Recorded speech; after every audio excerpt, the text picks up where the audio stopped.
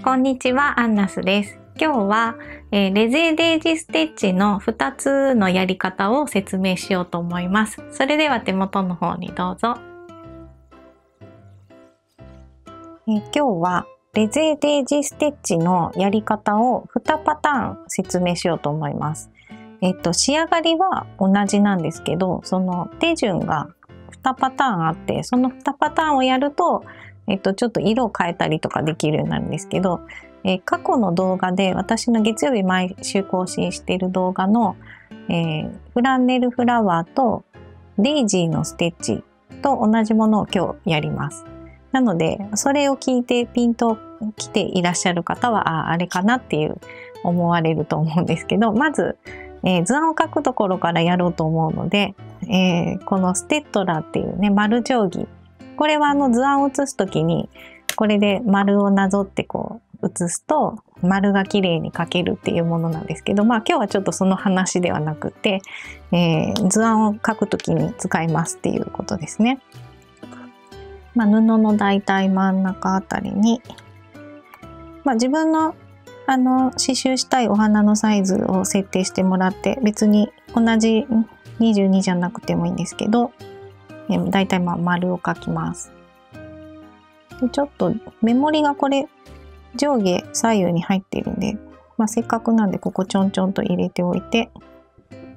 真ん中はいいかな。真ん中はだいたいこれぐらい。ここは真ん中サテンステッチでやります。ではこれをちょっと刺繍していきます。では、最初真ん中はサテンステッチなので、もう普通にいつものようにちょっとちっちゃい波縫いを頑張って入れてもらって、ギリギリで留めます。で、一つ前の穴に刺して、出てるところはハサミで切ります。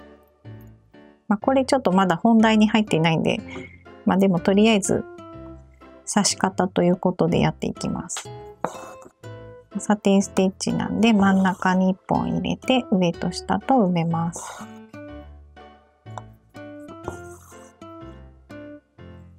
ではこれで一旦裏に絡めて、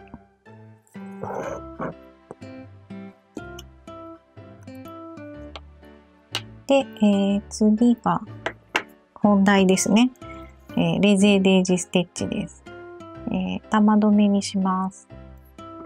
裏絡めたい方は絡めるところあるんで絡めて始めてもいいです。じゃあまず上からやっていきますね。もういつもの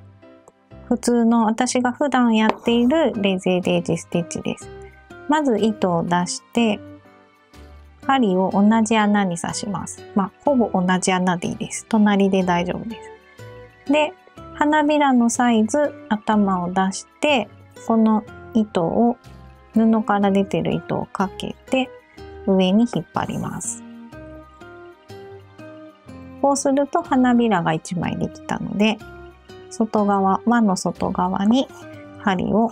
刺すとこれで1枚出来上がりです。で、均等に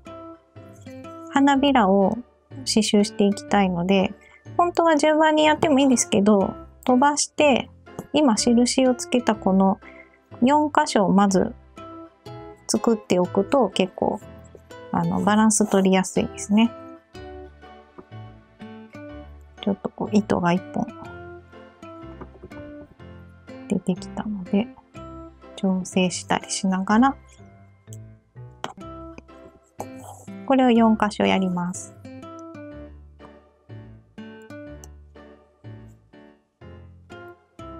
ちょっと曲がってるところとか糸が細くなったところは針で調整してください。で、あとはこの間に人によって自由でいいんですけど、2つずつとか3つずつとか数を決めて刺繍していきます。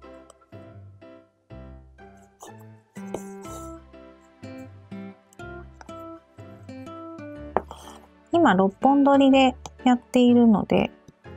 ちょっと1枚の花びらが大きいんで2つで良さそうですね。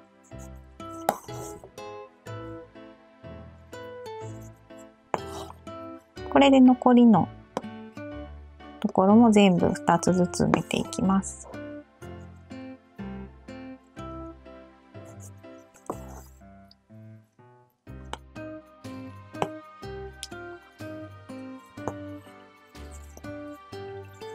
これでできたので裏に絡めます。玉留めでもいいです。2回ほど絡めて、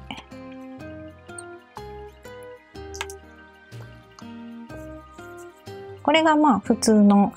っていうか、私が普段やっているレゼデージステッチです。ではちょっと変わったバージョンもやってみます。はい、デイジーはまあスタンダードのやり方だったんですけど、今度はちょっと私はあまり普段このやり方は使わない方の、レゼデージのやり方です。図案は先ほど書いたのと同じですね。だいたい丸く好きなサイズに丸って書いておいて、目盛りつけて、でフランネルフラワーちょっと真ん中の中心丸を大きめにしておきます。じゃあこれで刺繍していきます。はい、次は3本取りで玉留めを作っています。でまずストレートステッチを入れます。あんまり大きくしないで、ちっちゃいストレートステッチ、これぐらいですね。何ミリだろう。2ミリぐらい、2、3ミリぐらいですね。で、間にも花びらを入れていきたいので、心配な方はちょっとペンで描いていただいて、時計みたいな感じ、あれ ?1、2、3ですね。だからこのストレートステッチの幅があんまり短くしてしまうと、ここの間に、刺繍糸を通さなきゃいけなくなるんで、通らなくなるんで、ここはちょっと加減して入れていってください。とりあえず全部入れます。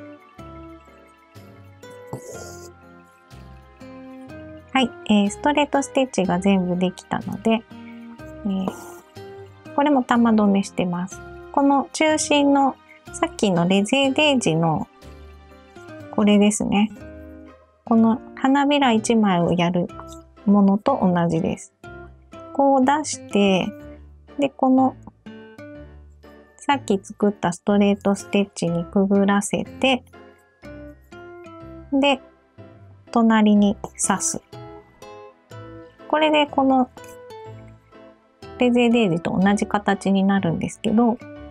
ちょっと手順が違うだけで、メリットはこの2色できるってことですね。この留めのステッチと花びらっぽい形のところが、2色でやることも可能っていうことです。で、これもまたずっと続きを同じように刺していきます。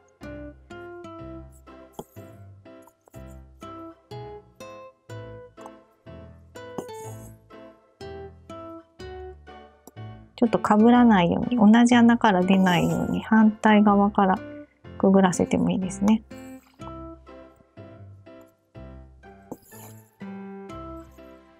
で、これフランネルフラワーにしたいので、ちょっと裾広がり。レゼデージのこっちのデイジーの方は、割とこうピチッと揃ってるんですけど、この根元のところが割と広がり気味。三角形みたいな感じでやってます。これは今どういう風なお花を刺繍したいかっていうものによっていろいろ変えられると思うんで、今ちょっと臨機応変にちょっとアレンジしてますけど、きっちり閉じても大丈夫です。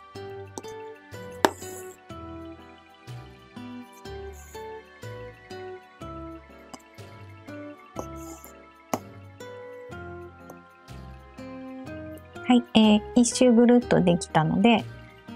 ちょっと三角形にわざとしてるんですけど、もっと裾のところを閉じると、これとよく似た感じの仕上がりにはなります。ちょっと今からはフランネルフラワーを作りたかったので、ちょっと裾広がりのこの三角形みたいな形にしてます。で、中がちょうどスカスカなので、ストレートステッチ中に入れます。もうこれはレゼデージとは全く関係ないんですけど、今からフランネルフラワーを作りたいので、中にストレートを入れてます。これでだいぶこの隙間が収まるんで、なので普通のやり方のレゼデージにストレートステッチを中に1本入れるっていう方法もあります。まあそれはその時その時によって自分がどういう刺繍をやりたいかっていうところで変えてもらうといいかなと思います。はい、ストレートステッチができたので、あとフレンチノットですね。で6本取りを、2回巻きです。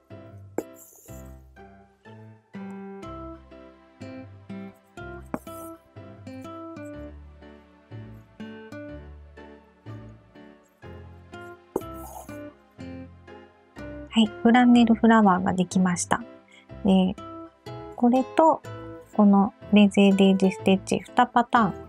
使い分けるといろいろ、色変えるともっといろんな菊っぽいお花とか、同じ菊科なんですけど、同じような感じで色変えると違うお花に見えると思うんで、いろいろ試してみると楽しいと思います。以上です。いかがでしたか？チャンネル登録といいねボタンをよろしくお願いします。それではさようなら。